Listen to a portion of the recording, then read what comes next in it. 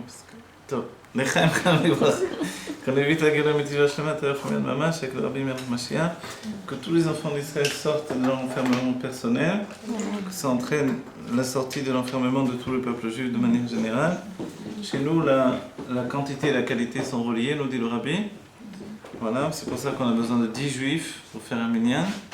On n'a pas dit 10 Talmidei Chachamim, on a dit... Non, on n'a pas demandé 10 génies, 10 tzadikim, 10 justes. Il a 10 juifs simples. Voilà. Le Rabbi nous dit, même s'il y avait 10 tzadikim, il nous faudra encore un juif simple pour remplir le minyan. Voilà, l'Echaim Cham Levracha, que l'on vit en cette Géoula qu'on attendait tellement, que l'on attend toujours impatiemment. Terefoumian Mamash, on est dans l'année de la Géoula, on se rappelle. Shnat Shua, ce sont les initiales, vous savez. Voilà, l'Admorazaken l'avait annoncé il y a déjà de ça, presque 300 ans. Shnat Shua, ça veut dire l'année de la délivrance. Shua, ça veut dire délivrance. Ça veut dire le salut. En français, on traduit véritablement. Shua, c'est le salut, ce qui veut dire la délivrance. Et puis on est le mois de la délivrance, on est Nissan. Alors on attend la Géoula Métiva Shlema. Voilà, l'Echaim Levracha. Ça va être les chances. Voilà, on est au lendemain de Pessah. Au lendemain de Pessah, on est Yom Rishon au soir. On a prolongé le Pessah d'un jour pour être relié avec tout le peuple juif en Chutz La'aretz. On a gagné 2 Shabbatot pour Pessah. C'est vrai qu'il n'était pas directement dans Pessah, mais on a été dans... on s'est conduit dans ce Shabbat comme on s'est conduit pendant Pessah. On a mangé des matzot. On a fait la Seudat Mashiach, la Seuda instituée par le Baal Shem Tov, c'est-à-dire de manger des matzot le 7e ou 8e jour, en Chutz La'aretz le 8e jour. En Eretz Israël, c'est le 7e jour, et cette année on a rajouté un autre jour par le Shabbat pour être relié à tout le peuple juif. Alors on a mangé des matzot. Atom Pret Mimim, le Rabbi Rachab a rajouté également les 4 coupes. Les 4 coupes de vin, comme au premier jour de Pessah. Voilà, c'est un cycle qui commence, qui recommence et qui est infini. Vous voyez ? C'est également relié à la paracha qui était durant le moment de Pessah, la paracha Shmini. Shmini, c'est la paracha de l'infini, puisque ce n'est pas un jour qui est dans le décompte des jours de la semaine. Il y a les 7 jours de la semaine plus le Shabbat.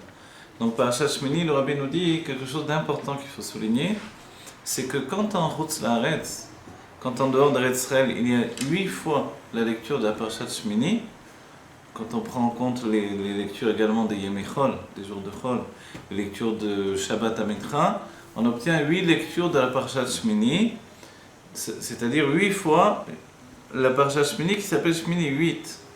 Donc en fait 8 par rapport aux 7 jours de Milouim, le 8e jour de Milouim, quand Moshe a préparé le travail du Mishkan pendant 7 jours, le 8e jour, c'est le peuple juif qui reprend la relève, qui prend la relève, et la Shrina ne descend pas. Moshe rentre avec Aaron, qui se sont humiliés parce que la Shrina n'est pas venue, et à ce moment-là, Moshe va prier, la Shrina va venir, et c'est le moment qui est appelé Chanukah à Mishkan.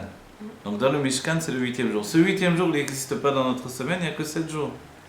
Donc ce n'est pas Yom Rishon, ce n'est pas non plus Shabbat. Alors on se rappelle que ce jour est lié au Mashiach. Peut-être qu'il est inclus dans la manière de voir, il est inclus dans Menave Malka, qui est le fait de raccompagner le Shabbat, la reine Shabbat. Et en fait, Malka, c'est pas au féminin en araméen, c'est masculin, ça veut dire le roi. Donc Malka Meshicha, c'est le roi Mashiach. On dit Malka parce que c'est en araméen et non pas en hébreu. Donc Malka Meshicha, Malka c'est masculin, mais dans la Pnimiut Torah, de toutes les manières, le roi est féminin. Pourquoi ? Parce qu'il reçoit de tout le peuple. Il n'a pas de lui-même une force particulière, il n'a pas de richesse particulière. Sa force et sa richesse viennent du peuple d'Israël. Voilà. Attendez un peu la caméra. C'est un peu... Voilà. Shmini, le Rabbi a dit quelque chose de très important dans le dernier Dvar Malchut, de Parashat Shmini. Shmini, ce sont les lettres de Shmoné, donc 8. Shmena, gras. Et Shmini Shmona, comment on dit Shmona, attendez, je vais tout de suite. Voilà, je vais tout de suite. Attendez, il y a un troisième, voilà. On dit le Rabbi, voilà. Ah voilà, Shmini, ah oui c'est ça, Shmini, Shmoné, Shmena, c'est ça. Shmini, Shmoné, Shmena, Shmini c'est la paracha, Shmoné c'est le chiffre 8 et Shmena c'est grâce, vous voyez, grâce remplie d'huile.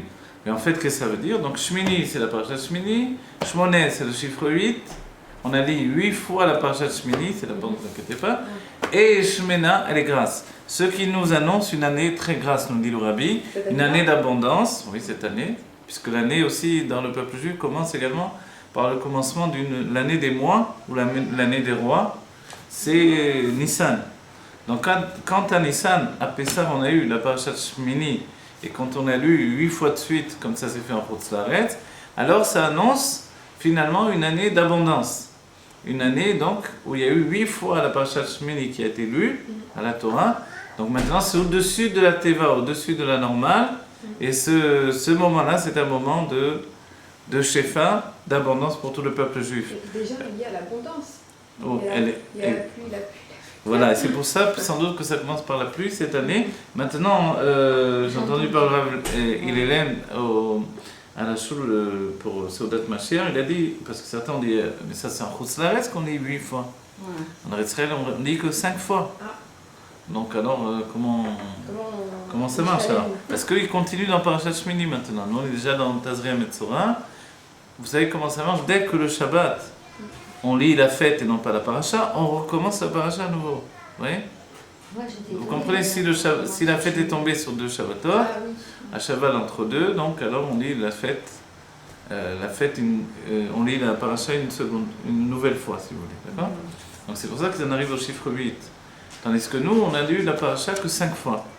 D'accord? On a recommencé 2 fois, mais pas plus que ça. On l'a lu 5 fois. On va dire alors, on n'a pas cette abondance de Shmini, Shmoné, Shmena, que le Rabbi a dit dans le Dvar Malchut. Il rapporte, alors, Hillel, je ne l'ai pas vu, une note du Rabbi qui dit que pour Eretz Israël, il suffit de 5 fois. Pour qu'il y ait toute cette abondance du chiffre 5. Vous voyez? Du chiffre 8 inclus dans le chiffre 5, je veux dire. Le 5 dans le judaïsme, c'est également un chiffre important, puisqu'il y a les 4 mondes, et puis il y a ce qui est au-dessus des 4 mondes, c'est le Keter. Donc là aussi, on rentre dans un niveau au-delà du Seder Eshtachelot, au-delà de l'enchaînement des mondes. Ça veut dire, alors on rentre dans le Shefa, mais comment? Parce qu'avant aussi, il n'y a pas déjà eu cet événement. Non, il y a eu, on va dire, c'est pas tous les ans que ça tombe Pessah pendant Shabbat. Quand Pessah tombe Shabbat, alors on rentre dans cette configuration-là. Ah, et à l'époque, il y a des... Et ça a déjà arrivé, bien sûr. En Tafshinoun Aleph, Dafka, Tafshinoun Aleph, Tafshinoun Aleph, c'était tombé aussi en Shabbat. Et qu'est-ce qui s'est passé pendant l'année alors? C'était une année de Shefa pour tout le peuple juif. Il y a eu beaucoup de merveilles, il y a eu vraiment des protections, il y a eu vraiment beaucoup de bonnes choses, etc. Donc aujourd'hui, on doit s'attendre bien. Ce que l'on attend d'essentiel, vous savez que, à nouveau, je rappelle le fait que l'Admor HaZaken a annoncé que c'était l'année de la Géoula, il y a déjà presque 300 ans. Donc Shnat Teshuvah, le nom même de la paracha, il veut dire quelque chose, il n'est pas tombé au hasard. Ceci dit, il est dit en même temps, on verra dans les Mamarim du Rabbi, qu'il est dit que la Géoula vient elle vient le Shmini. C'est-à-dire le Shmini, qu'est-ce que ça veut dire alors? Le Shmini, sans doute qu'on rentre dans cette configuration-là, quand on aborde justement les 8 fois, on lit la Kriyat Torah, etc., de Parashat Shmini. Mais le Shmini, c'est aussi ce Shabbat qui va suivre le Sheva, si vous voulez, qui se rajoute au Sheva. Aux 7 jours de Pessah, du coup, le Shabbat, il a la grandeur de Shmini, de 8. Et il est dit, quand tout le peuple juif va garder 2 Shabbatot, alors c'est la Géoula qui vient. Vous voyez? Là, on a gardé 2 Shabbatot, on a commencé Pessah avec un Shabbat. Tout le monde a fait de son mieux pour que ça soit le plus kasher possible. Donc, ça inclut également la kashrut du Shabbat lui-même. Quand le peuple juif fait de son mieux, évidemment, on a fait attention au Shabbat. Et de la même manière, on a terminé Pessah par un Shabbat également. Donc, en fait, on a tout le peuple juif dans le monde entier. On a été chômeurs, on a gardé 2 Shabbatot. Gardé du Chametz même. 2 Shabbatot. Donc, en fait, de ce fait-là, Dieu certainement va nous envoyer une grande bracha. Amen. Et c'est pour ça, sans doute, cette nuit et ce matin, on entend le tonnerre, aujourd'hui la pluie, etc. Le tonnerre, même un peu de grêle le matin, etc. Donc le tonnerre, le Rabbi dit, vous savez, quand il y a du tonnerre, quand il y a de l'orage, c'est un jugement. Alors sans doute c'est un jugement qui se fait parce que les tzadikim et le peuple juif ne peuvent plus supporter l'exil et que Dieu finalement doit nous apporter la Géoula et c'est pour ça que c'est un jugement. Non plus le jugement du peuple juif, ça suffit, on a fait de notre mieux, on est des petites âmes, on nous demande beaucoup, trop par rapport à nos véritables possibilités, mais en même temps on peut nous donner tellement pour réussir. Alors que Dieu nous donne de réussir notre vie, de réussir d'amener la Géoula qui est l'essentiel de notre vie. Voilà, vous voulez dire quelque chose? Oui, je veux dire que j'ai entendu que quand il pleut après les fêtes fin avril, c'est pas bon signe, alors c'est faux ça? C'est faux. Non, il y a des enseignements. Il y a des moments où la pluie est une malédiction, on dit. Alors non, et alors. Mais à la période en même temps, il dit que quand il pleut pendant les fêtes, c'est pas bon signe. Ah, c'est pas voilà, les sages disent que quand il pleut pendant les fêtes, c'est pas une bonne chose en soi. Mais au contraire, là, on peut dire. Il y a peut-être écrit ce que vous dites là, hein, mais bon, notre travail, c'est pas d'annoncer des mauvaises choses alors. Justement. Selon l'objectif de la chassidoute, voilà, on peut tourner les choses vers le bien de toutes les manières. Voilà. Quoi qu'il en soit, justement, quand on voit quand il y a un orage, c'est qu'il y a un jugement, et s'il y a un jugement, c'est que finalement, il y a des choses à juger. Qu'est-ce qui est jugé finalement? On nous dit dans les derniers temps, il y aura un grand jugement, le jugement de l'humanité. Est-ce que le peuple juif va être jugé de nouveau? Non. Il est dit qu'on ne va pas être jugé de nouveau. D'accord? Maintenant, ça c'était on a cité le Dvar Malchut de Shmini, qu'on n'a pas fait étant donné que c'était Pessah. Il faut citer aussi un Dvar Malchut très proche, et ça se passe aussi dans notre semaine, c'est Koar Nissan. Koar Nissan, c'est une date célèbre. Koar Nissan, c'est le moment où le Rabbi a fait une annonce particulière. Le Rabbi a donné une sikha et il a annoncé qu'il avait fait tout ce qui était en son pouvoir pour apporter la Géoula. Dans le texte, ça donne Asiti et Tcheli, j'ai fait ce que je devais faire. C'est le Rabbi dit ça. Voilà, le Rabbi a dit ça, les chassidim ont été très paniqués, ils ne savaient pas ce qui se passait. Il a dit Tasu et kol ma shebeyocholtechem, faites tout ce qui est en votre pouvoir pour apporter la Géoula. Voilà. De quelle manière? Le Rabbi nous dit également de la manière des rods de Tohu, des lumières du Tohu. Le Tohu, c'est un monde qui dépasse le Tikkun. Le Tikkun, c'est le monde de Hatzilut. Le Tohu, c'est le monde de la du néant. Pas du néant, mais de la destruction, par rapport au fait qu'il y a un Shefa immense, et ce Shefa immense, il ne veut pas s'habiller dans des limitations. D'accord? Oui, fermez la porte. Oui, je veux bien. Voilà. Il ne veut pas s'habiller dans des limitations. Donc le Rabbi nous dit, moi j'ai fait ce qui était en mon pouvoir, à vous de faire tout ce qui est en votre pouvoir pour apporter la Géoula. De quelle manière? Voilà, dans des manières des lumières de Tohu, mais dans des kelim de Tikkun. Notre travail là-dedans, qu'est-ce que c'est? La Torah en général et la Chassidut, c'est déjà ce qui s'appelle les rois de Tohu, des lumières de Tohu dans des kelim de Tikkun. Donc si la Torah tout entière est dans cet ordre des choses-là, alors qu'est-ce que c'est? Quel est le prix douce de l'annonce du Rabbi finalement? Il y a aussi que dans nos générations, on aborde une confrontation avec le monde à l'extérieur et tel qu'il est reflété dans l'intérieur de chacun d'entre nous. Vous savez que le Rabbi a envoyé les chassidim en Mifsaïm. Les Mifsaïm, c'est de rentrer dans un monde de Tohu, de désordre, qui n'est pas le désordre inhérent à la Torah, c'est-à-dire des lumières qui viennent d'un monde qui nous dépasse, qui dépasse le monde de Hatzilut, d'où proviennent nos âmes, puisqu'on vient tous de la Chokhmah, de la sagesse du monde de Hatzilut. Mais en sortant dans le monde pour faire Mifsaïm, s'occuper d'autres juifs, alors on pénètre dans un monde qui lui-même est dans une configuration de Tohu. Tohu, c'est-à-dire un désordre parce que la matière même du monde, elle vient du monde du Tohu. Le Tohu dans ce monde, c'est le fait qu'il n'y a ni tête ni pied, il n'y a pas d'intellect divin qui gouverne le monde. Donc forcément, tout est sans dessus-dessous. La preuve en est dans les vêtements. On voit que tout est... Il y a de tout, de n'importe quoi. Les gens portent des vêtements déchirés. Et c'est à la mode, vous voyez. De porter un pantalon déchiré, c'est normal. Dans une autre époque, on aurait dit qu'est-ce qui s'est passé? Tu as été agressé, tu étais un animal sauvage. T'as mis en pièces, etc. Alors, mais dans notre génération, c'est possible. Dans le monde du Tohu, on met des boucles d'oreilles dans le nez, dans les yeux, de partout. Et en fait, il n'y a pas de fin. La folie règne en roi. Vous voyez? Et dans ce monde de Tohu, donc il n'y a ni tête ni pied. Et puis chacun veut s'imposer au maximum. Il est dit à Gadol Michavero, non, à Chitzoni Michavero, Gadol Michavero. Celui qui est le plus faux, celui-là il est plus grand. Dans le monde du spectacle, dans le monde des arts, dans le monde de la musique, etc., celui qui est le plus faux réussit le plus. Il fait plus d'argent, il rapporte plus de public, etc. Se confrontant à tout ça, quand on sort faire Mifsaïm, ne serait-ce que parce qu'on met les tefilines à un juif qui a un t-shirt avec des images de taureau dessus, c'est pas rare de voir quelqu'un avec une tête de mort ou des trucs de musique de fou, etc. Lui-même il a les cheveux verts, rouges, bleus, etc., etc. On rentre dans un monde de taureau. Au départ, quand le rabbi a lancé le premier mouvement d'envoyer les chassidim en shlichut, c'était pas une petite chose et ça faisait trembler le rabbi lui-même finalement.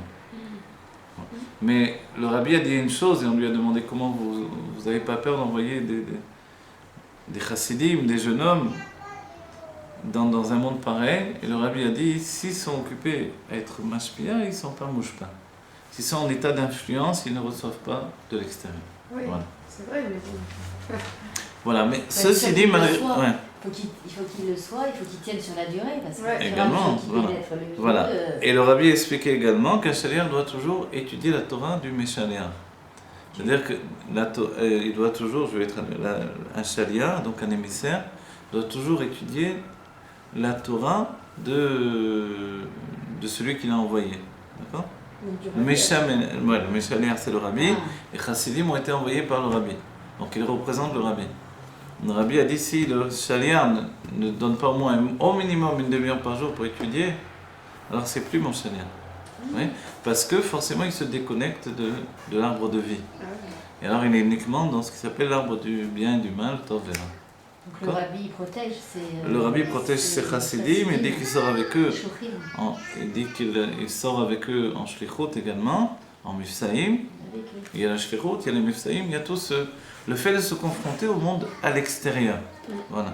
Le fait de se confronter au monde à l'extérieur nous rend plus bruts, nous rend moins raffinés peut-être dans un premier abord, mais à la fois finalement intègre la vérité de manière plus, on va dire, choisie. C'est-à-dire que l'on s'engage dans un choix de la vérité pour l'intégrer au-dedans de nous par un plein libre arbitre. Parce qu'on connaît le monde à l'extérieur, ce n'est pas un secret. Vous voyez ? Donc en fait, quand un jeune homme de 13 ans, de 12 ans va sortir déjà en Mifsaïm, s'occuper de mettre les films à l'extérieur, alors évidemment il en voit toutes les couleurs. Mais s'il est dans un état d'influence, on ne peut pas dire qu'il voit véritablement ce qui se passe à l'extérieur. Ce qu'il voit, c'est ce qu'il doit faire. Et ça, c'est une protection. Tant qu'on est dans un état d'influence, alors on ne reçoit pas d'influence de l'extérieur. Voilà, on le verra même dans la cacheroute. Quand il y a quelque chose qui est... S'il y a un aliment brûlant, par exemple, d'accord, il n'est pas dans un état où il peut recevoir. C'est-à-dire, si un aliment brûlant se trouve, par exemple, de la viande brûlante, se trouve à proximité de lait, alors à ce moment-là, elle ne sera pas dans un état où elle pourra recevoir. Le lait ne pénètre pas à l'intérieur. C'est seulement quand il se refroidit que le lait peut pénétrer dans le morceau de viande. Être influent, c'est brûlant. Voilà, être influent, c'est être brûlant. D'un autre côté, on compare, voilà, la Torah c'est le feu, et on compare le peuple juif, Rabbi nous dit, à du sel. Le sel, c'est un aliment particulier, il ne s'efface jamais, on ne peut jamais l'effacer. On ne peut jamais le détruire, on peut le faire fondre, on peut le changer d'aspect, mais il est toujours là. Voilà, il est toujours là. Sa qualité, ce n'est pas de donner un goût, c'est de faire remonter tous les goûts. Le peuple juif, c'est le sel du monde, et il donne du goût au monde. Vous voyez ? Donc en fait, il fait remonter le goût de chaque chose. C'est-à-dire que même les goïms profitent de la présence du peuple juif pour reprendre du goût à la vie, du goût à l'existence, et du goût de leur personnalité propre, en fait, qui s'exprime petit à petit. Le sel, lui aussi, on dit maloir kerotéar. Quand quelque chose est salé, il est comme brûlant. Dans ce cas-là, il est comme quelque chose de brûlant qui ne va pas recevoir également. Il est occupé à donner du goût. Si notre travail, c'est de trouver des qualités à chacun, parce qu'on ne sort pas Mifsaïm pour s'occuper de personnes qui sont plus petites que nous, qui sont moindres, on ne sort pas dans cet état d'esprit. On sort en Mifsaïm pour découvrir la beauté de l'autre juif, le découvrir dans sa neshama, qui elle est dans le niveau du sel qui est inaltérable finalement. Alors finalement, on est nous-mêmes dans un état où le sel est dans toute sa puissance, il fait monter le goût des aliments, il fait monter le goût de la personnalité de l'autre juif. Voilà. Il découvre, il dévoile la qualité de l'autre juif. C'est le but des Mifsaïm. On ne va pas voir quelqu'un qui est inférieur à nous, on va voir quelqu'un qui est peut-être même supérieur à nous. Vous voyez? Donc en fait, on va vers l'autre, voilà, et on ne se baisse pas vers lui, on l'élève vers nous, et de ce fait-là, on l'élève à notre niveau parce qu'on le considère exactement comme nous-mêmes. Et on voit en lui des qualités qu'on ne possède pas nous-mêmes. D'accord? Et ça, c'est le but du travail du chassid. Donc c'est pas vraiment ce que l'on dit dans le monde en général de la religion, de rapprocher ceux qui sont loin, mais c'est de rapprocher ceux qui sont déjà près. Comme le dira le rabbi, quand quelqu'un lui a dit je demande une bénédiction pour le frère de mon ami, et non, pour le fils de mon frère, et lui il est très loin du judaïsme. Le rabbi a dit mais comment il peut être très loin du judaïsme? Si c'est un juif, il ne peut pas être très loin du judaïsme, c'est un juif. Alors l'autre avait pensé que le rabbi n'avait pas bien compris, mais il est très loin vraiment du judaïsme. Il a dit non, c'est impossible. Un juif ne peut pas être loin du judaïsme. Un juif, c'est le judaïsme. Oui. Donc en fait, c'est dans cet état d'esprit que l'on va vers un juif. Il a une âme divine, j'ai une âme divine. Il est un rachat vetovlo, je suis un rachat vetovlo. Il n'y a pas de différence. Alors, qu'est-ce qu'on fait? C'est juste qu'on a un peu plus dévoilé le rapport entre Dieu et nous par Torah et Mitzvot.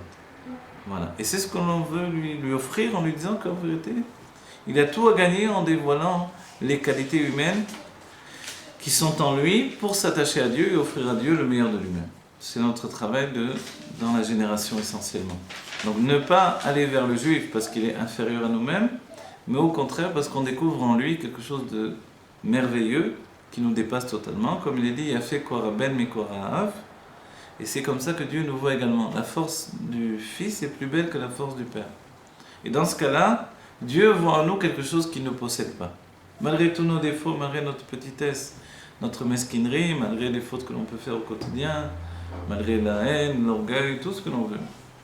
Tout de même, il y a une part en nous qui est merveilleuse, c'est l'humanité, que l'on peut offrir en Dieu, que l'on peut offrir à Dieu et que l'on peut offrir à la part de Dieu qui est en nous. Vous voyez?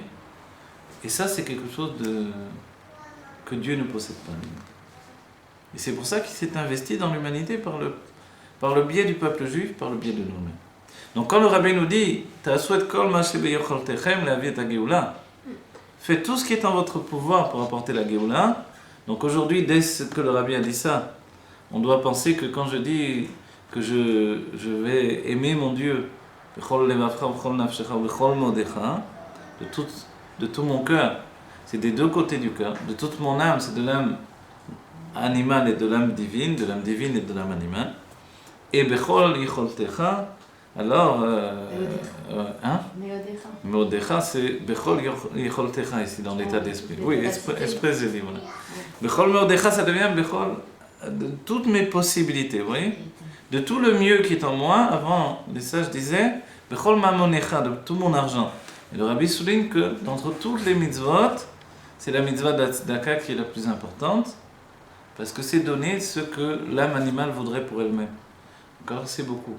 Mettre dans la tzedaka aussi, c'est la même chose. Bien sûr, donner la tzedaka, c'est mettre dans une boîte ou donner, etc.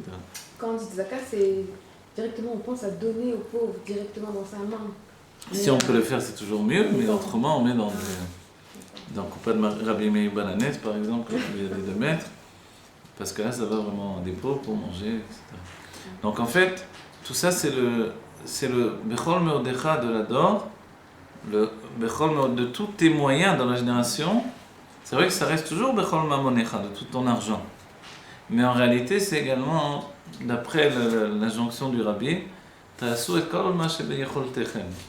Faites tout ce qui est en votre pouvoir. Donc c'est dans tout mon pouvoir, je dois amener la Géoula aujourd'hui. Donc quand je donne la tzedaka également, je dois dire la phrase que le Rabbi nous a conseillé de dire, Gdolat tzedaka shemekarevet et Géoula. Ah oui, il y a 2 phrases. Gdolat tzedaka shematzil mimavet. Grande est la tzedaka qui sauve de la mort.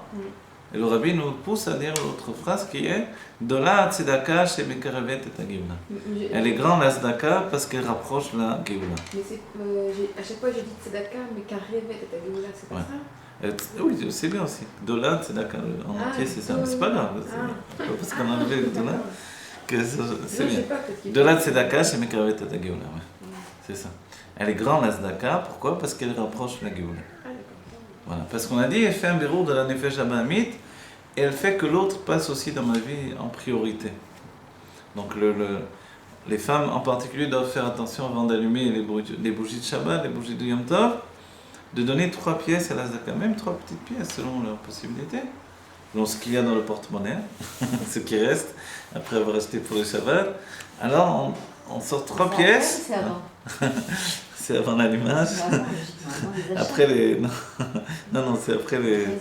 C'est juste avant l'allumage. Juste avant l'allumage, le rabbi a conseillé de donner dans la coupa de Rabbi Meir Balanes, qui a été fondée par l'Admor Zaken, d'accord, qui lui a valu d'aller en prison, n'oubliez pas, puisqu'il a été accusé de donner de l'argent au tsar non pas au tsar, au sultan de Turquie, qui gouvernait à ce moment-là Eretz Israël, alors que lui il envoyait de l'argent pour les pauvres de Jérusalem, d'accord, et a été fondée cette coupa à ce moment-là, coupa Rabbi Meir Balanes, voilà.